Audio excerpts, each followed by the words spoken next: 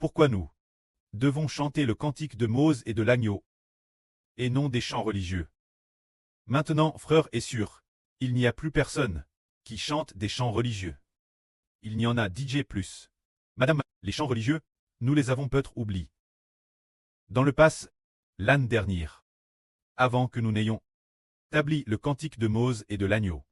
Avant cela, dans nos chansons, il y avait TRS probablement des chansons qui venaient de la religion.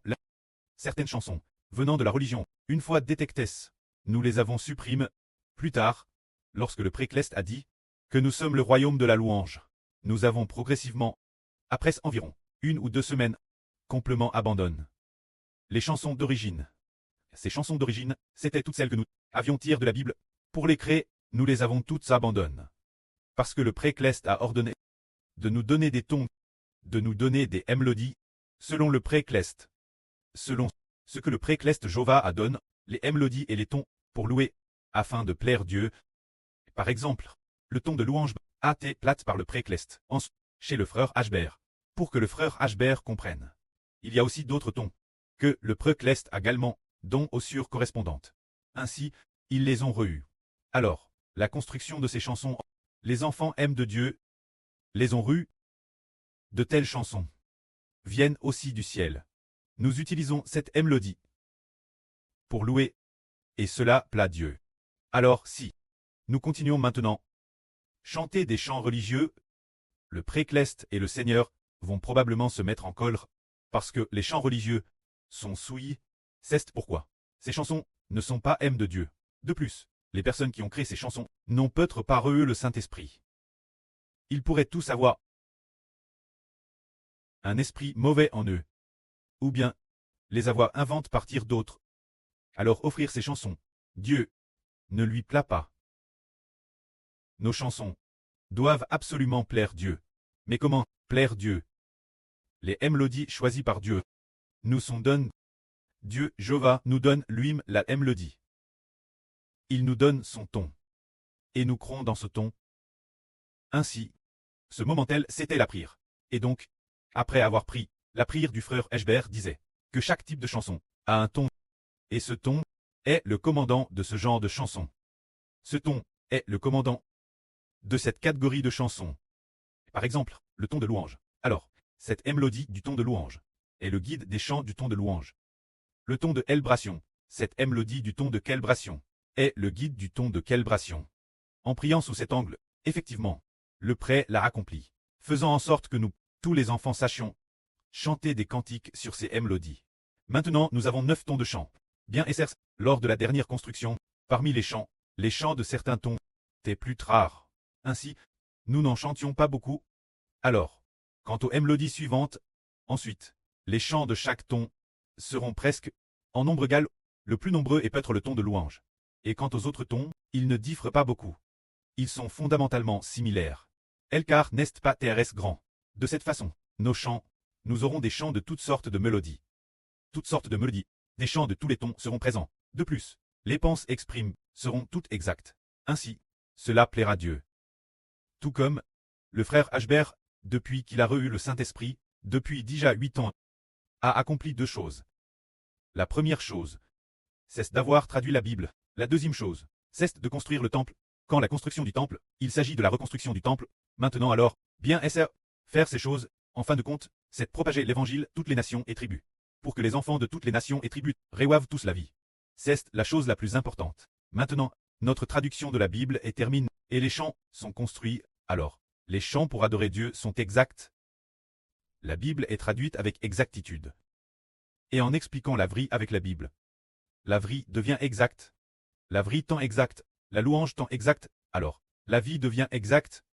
C'est dire la vie, rendue exacte. Nous avons DJ compris.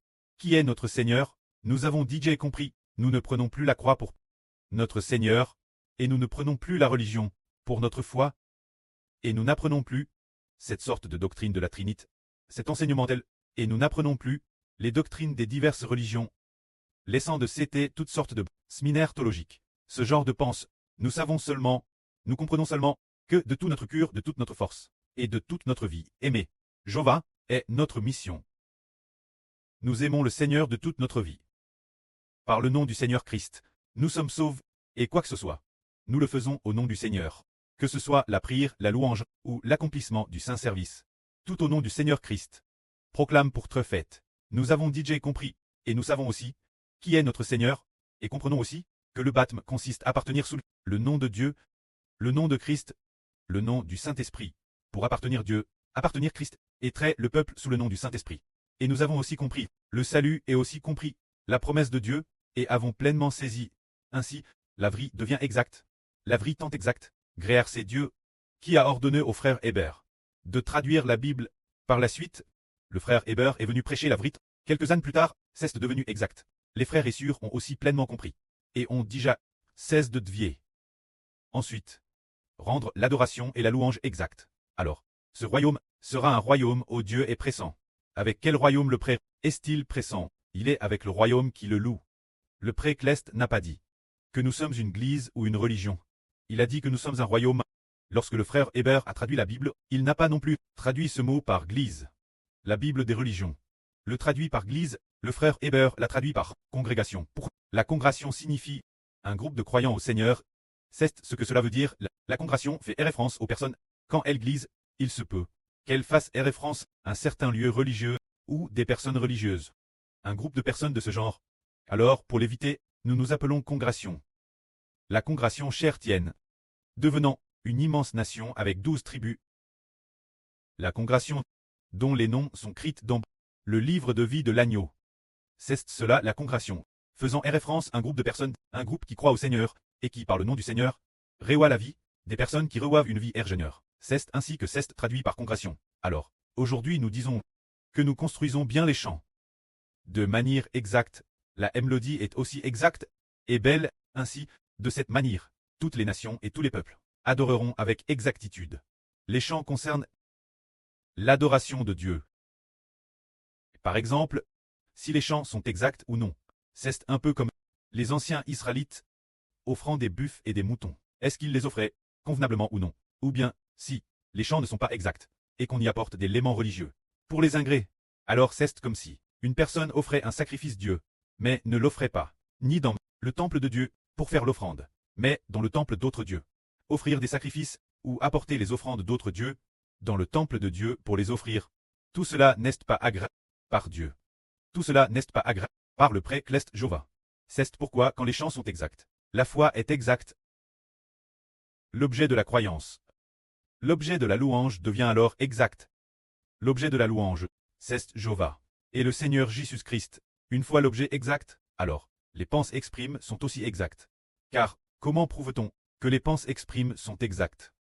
Dans la Bible antique, dans l'Ancien Testament antique, Dieu a ordonné toutes les offrandes présentes Dieu doivent toutes passer par l'examen du souverain sacrificateur. C'est parce que, sur le front du souverain sacrificateur, est écrite une ligne de texte, Sainte l'Éternel.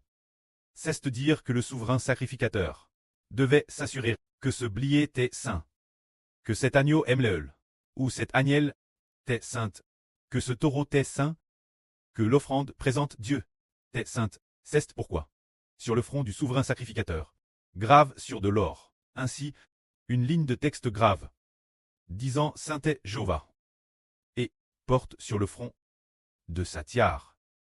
Cela signifie que les chants d'aujourd'hui doivent tous être examinés par le frère Hébert, et, après avoir été modifiés personnellement, ils peuvent être offerts au prêtre Jéhovah, s'ils sont modifiés personnellement. Si ces chants ne sont pas très bons, alors la responsabilité incombe au frère Hébert. Il assume ainsi la mission d'offrir des sacrifices Dieu, et assume aussi la mission de battre le peuple. Une fois qu'il les a personnellement valides, ils peuvent être offerts au prêtre. Alors, le prêtre en sera réjoui. Le prêtre dira, c'est bien, ce chant me plaît. J'agre votre adoration offerte. J'agre la louange que toi et tes enfants avez offerte. Le prêtre en sera réjoui, et ainsi le royaume sera affermi. C'est pourquoi la louange doit être exacte. Exact.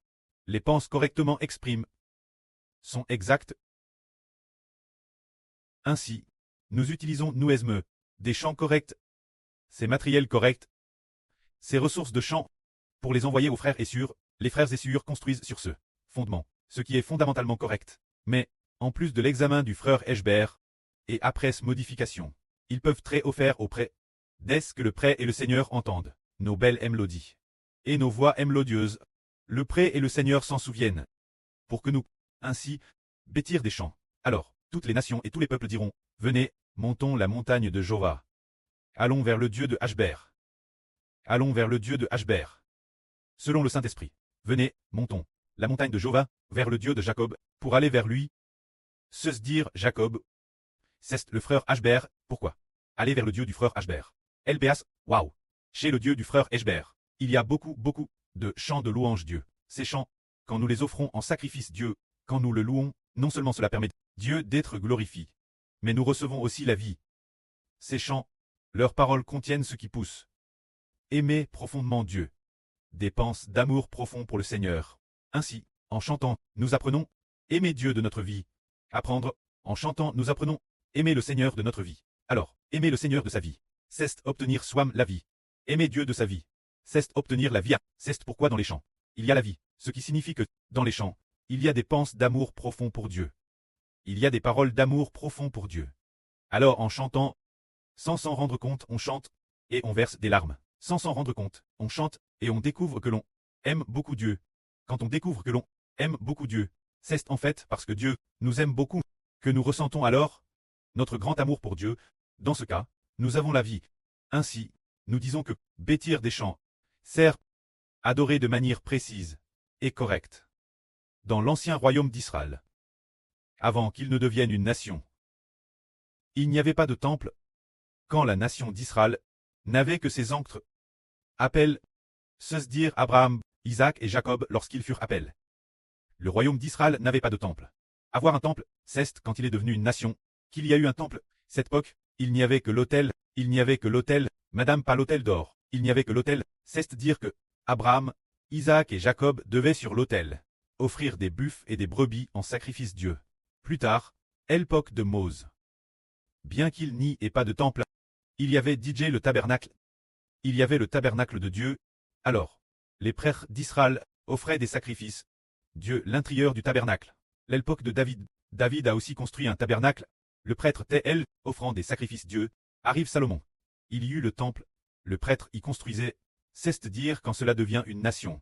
Alors il y a l'arche de l'alliance. Quand cela devient une nation, alors il y a le tabernacle et le temple. Alors dans les temps anciens, bien que le Seigneur Christ établit le royaume d'Israël de la nouvelle alliance, mais ce moment-là, bien qu'il ait établi, bien que l'alliance ait déjà été faite, mais ce n'était pas encore une nation, ce qui signifie qu'il y avait les tables de l'alliance, qu'il y avait l'arche de l'alliance. Quant aux aptres, cela signifie qu'il y avait l'autel, mais Harry au temps des frères Hébreux, il est dit, nous sommes la nation de louange.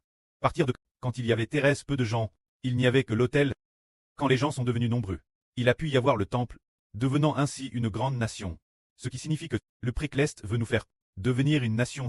Ce moment-là, l'arche de l'alliance de Dieu, t'es DJ place au sein d'Israël. L'alliance de Dieu, t'es DJ au sein d'Israël, n'attendant plus que les 144 Zoro cantiques.